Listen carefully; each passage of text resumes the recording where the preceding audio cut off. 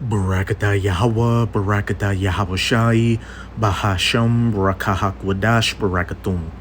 First and foremost, I want to give all praises, glory, and infinite honors to Yahweh, Bahasham, Yahweh Shai. Double honors to the apostles and elders, a great millstone who rule and teach well. And peace and salutations to you sincere Akim out there, pushing this word in truth and sincerity to the four corners of the globe. May you brothers endure until the end. This is the brother Ra'aya coming at you with another lesson, and I'm going to start it off in Numbers 24, verse 14. And now behold, I go unto my people, come therefore, and I will advertise thee what this people shall do to thy people in the latter days. And this is the Moabite Balaam speaking to the Moabite king Balak, and the Moabites are known as the so-called Chinese today, telling him his vision he saw of the future of the children of Israel. The children of Israel consisting of you so-called Negroes, Latinos, and Native Americans. And of course you have the Israelite foreigners who through the scattering amongst these nations over the generations have come to look like these different heathen nations. Numbers 24 verse 15. And he took up his parable and said, Balaam, the son of Beor, hath said, and the man whose eyes are open hath said. He hath said, which heard the words of the Most High, and knew the knowledge of the Most High, which saw the vision of the Almighty, falling into a trance, but having his eyes open. I shall see him, but not now. I shall behold him, but not nigh. There shall come a star out of Jacob, and this is speaking of the Messiah, Yahushai, the Son of the Most High, which Yahushai is his true name, not so-called Jesus, Yeshua, or any other thing, these spiritually dead people out here call him. There shall come a star out of Jacob, and a scepter shall rise out of Israel, and shall smite the corners of Moab, and destroy all the children of Sheth, and Edom, which are you so-called white people today, shall be a possession. Revelation 13, verses 9 to 10. He that leadeth into captivity shall go into captivity. The future of you Edomites, first and foremost, and the rest of you heathen nations, is slavery for the first 1,000 years of the kingdom of heaven, building it up. Seir also shall be a possession for his enemies, and Israel shall do valiantly. Out of Jacob shall come he that shall have dominion, and shall destroy him that remaineth of the city.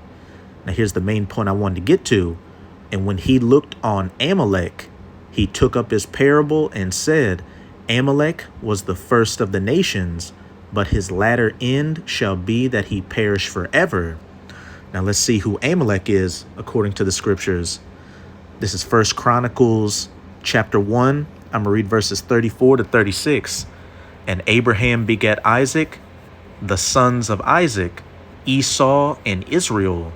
The sons of Esau, Eliphaz, Reuel, and Yeush, and Yalam, and Korah. Now the sons of Eliphaz, a son of Esau, Teman, and Omar, and Zephi, and Gadam, Kenaz, and Timnah, and Amalek.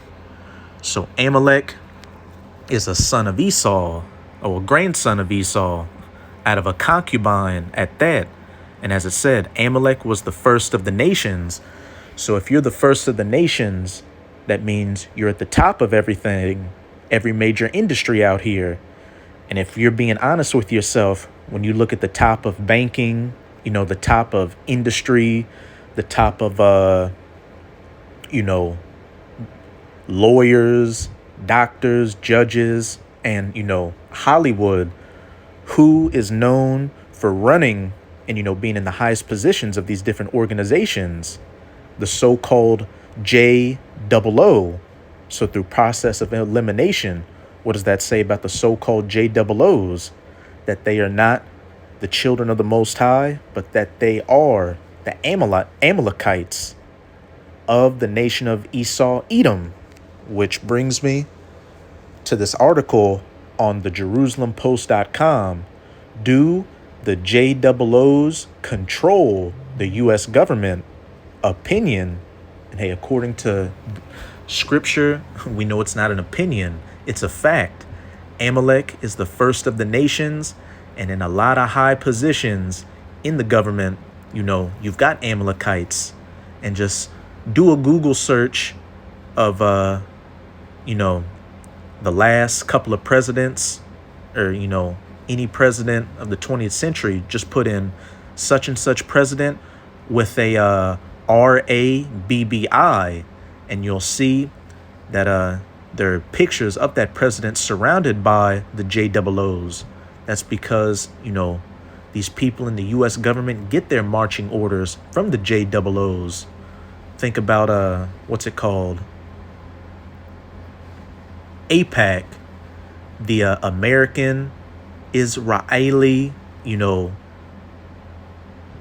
I can't remember what the PAC stands for, but that's a major lobby group that gives a lot of these U.S. politicians money.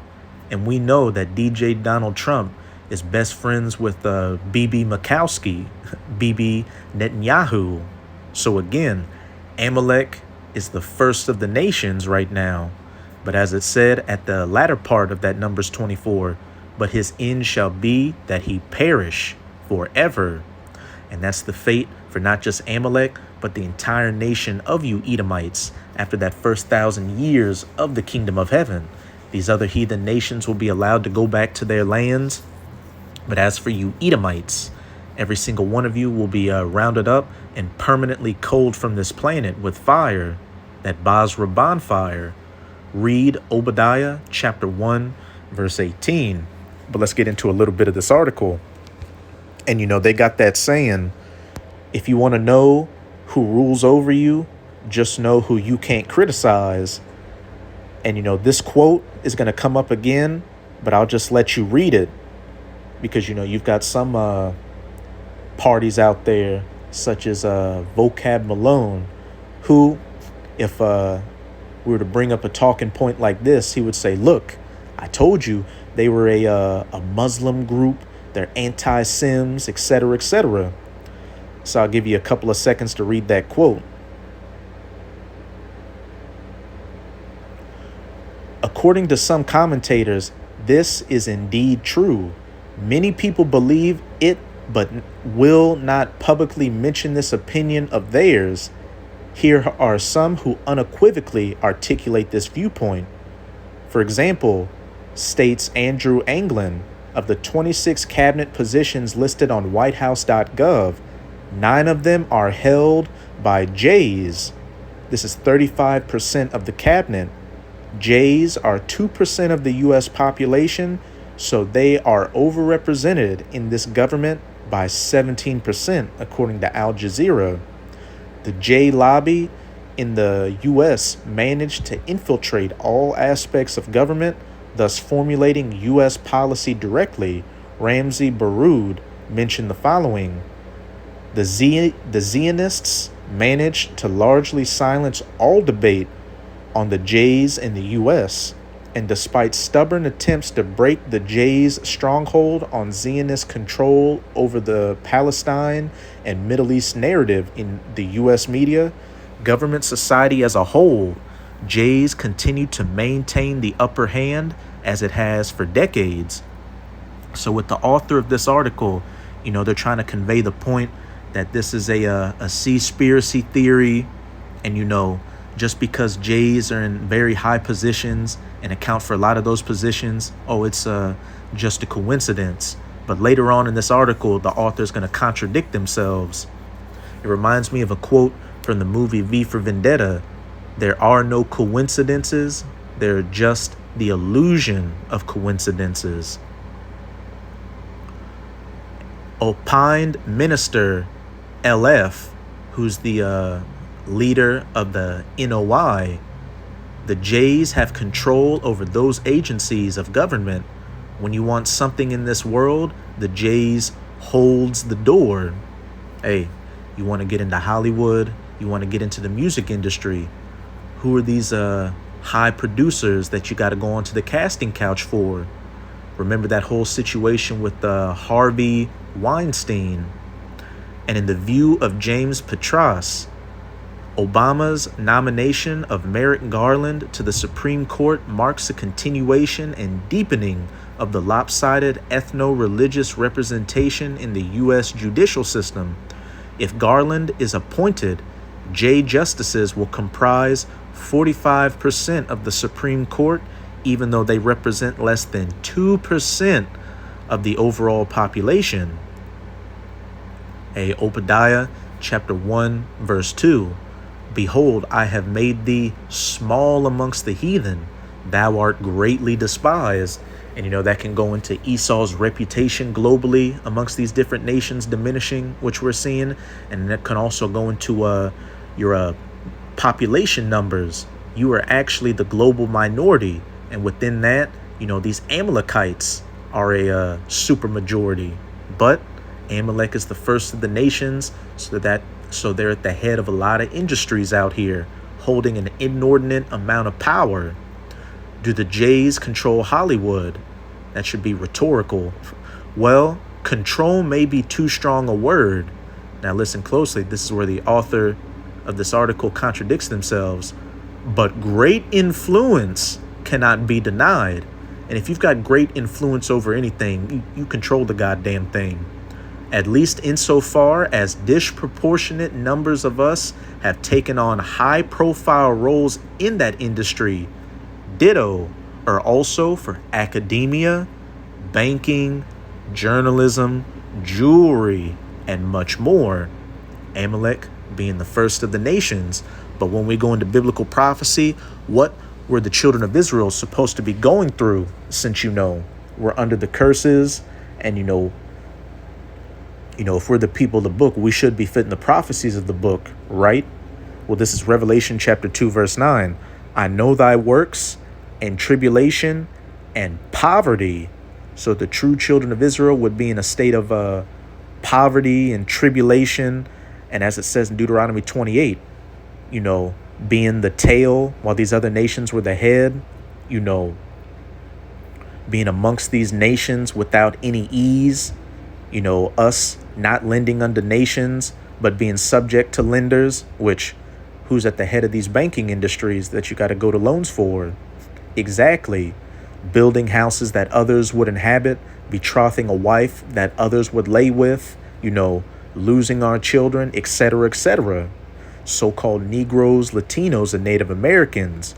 But thou art rich because you are the children of Israel. And I know the blasphemy of them which say they are JEWSs and are not, but are the synagogue of Satan. And these Amalekites say they're the people of the book, but when it comes down to biblical prophecy, hey, they aren't up to snuff. An example of that is, as we're going into that article, they disproportionately control, all these major industries out here because what? They're Amalek, the first of the nations. And when we go to Ezekiel chapter 36, verse 5, it reads, Therefore, thus saith the Lord Yahweh, surely in the fire of my jealousy have I spoken against the residue of the heathen and against all Idumea, which is just the Greek way of saying Edom, which have appointed my land into their possession. Look up the Balfour Declaration, which was set up by the Rothschilds. I believe it was Nathaniel de Rothschild, who is an Amalekite.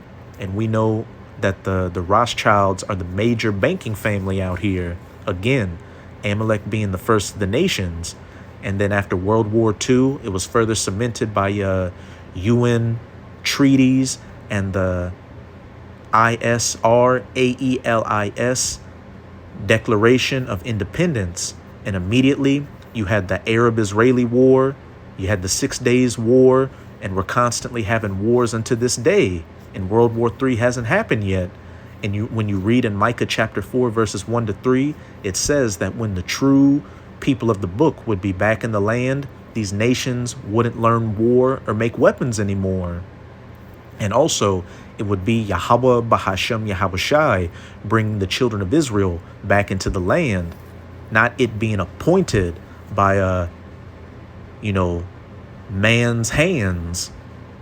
And also, King David would be back ruling over the children of Israel underneath Yahweh Bahashem Yahweh Shai.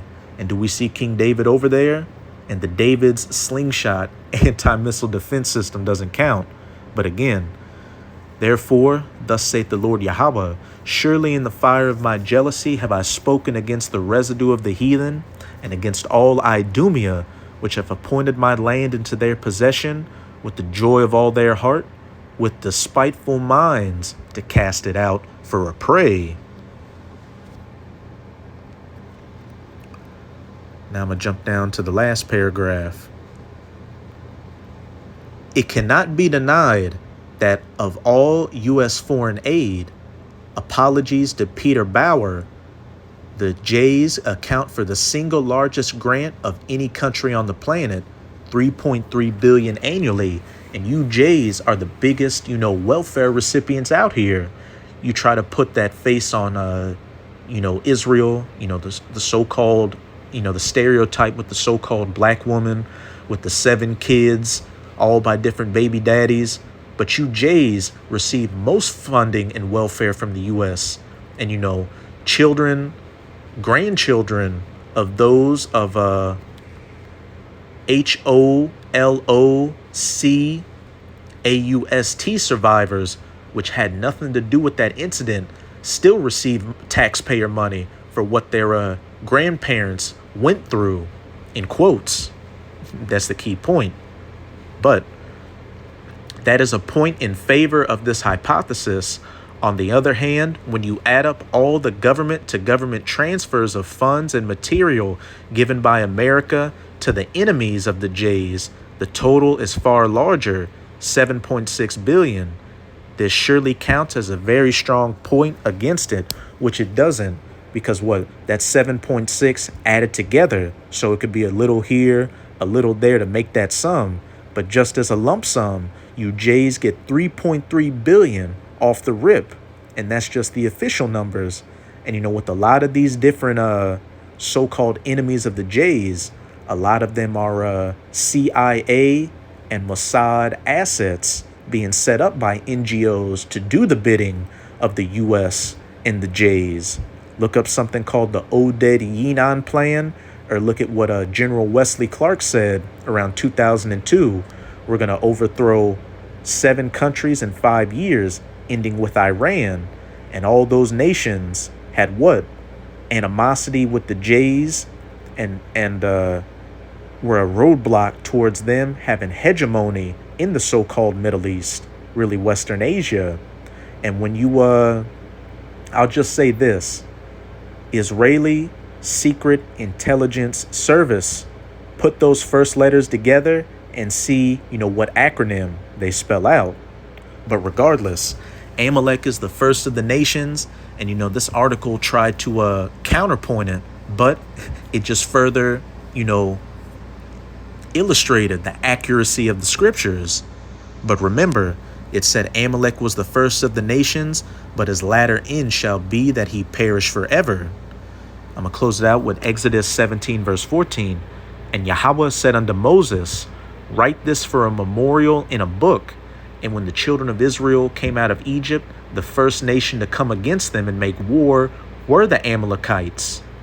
And rehearse it in the ears of Joshua, for I will utterly put out the remembrance of Amalek from under heaven.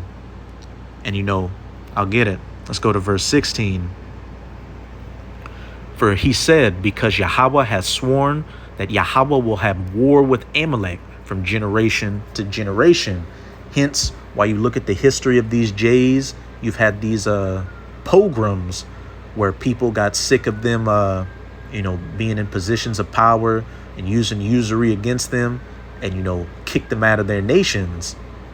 War with Amalek from generation to generation. And then, Yahweh Bahashem, Yahweh Shai is about to have that ultimate war against you Amalekites during World War III. Read Ezekiel chapter 38. But as it said back in verse 14, for I will utterly put out the remembrance of Amalek from under heaven, and you Amalekites are Edomites. And as it says in Obadiah 1 and 18, Somebody's hurt. Obadiah 1 and 18. And the house of Jacob shall be a fire, speaking of the southern kingdom, so-called Negroes, so-called blacks, so-called African Americans, which are not African. And the house of Joseph a flame, the northern kingdom, so-called Latinos and Native Americans. And the house of Esau, you so-called white people, for stubble. And they shall kindle in them and devour them. And this is talking about the kingdom of heaven when all 12 tribes are back together in rulership. And this is after that first 1,000 years. And they shall kindle in them and devour them. And there shall not be any remaining of the house of Esau, which you Amalekites are a part of. And you're the head tribe of the Edomites. For Yahweh hath spoken it. Hey, Amalek was the first of the nations, but his latter end shall be that he perish forever. And I will put the name of Amalek out from under heaven, along with the rest of his Edomite brothers and sisters. So that's it with this video. And with this video, I hope you sincere Akim and Akwath were edified. Just keep strong. We are almost out of this final wicked captivity of the heathen nations, chiefly of the Edomites. And as always, I'm going to say Abad Babol, Kwam Yasharallah, and until next time, Shalom.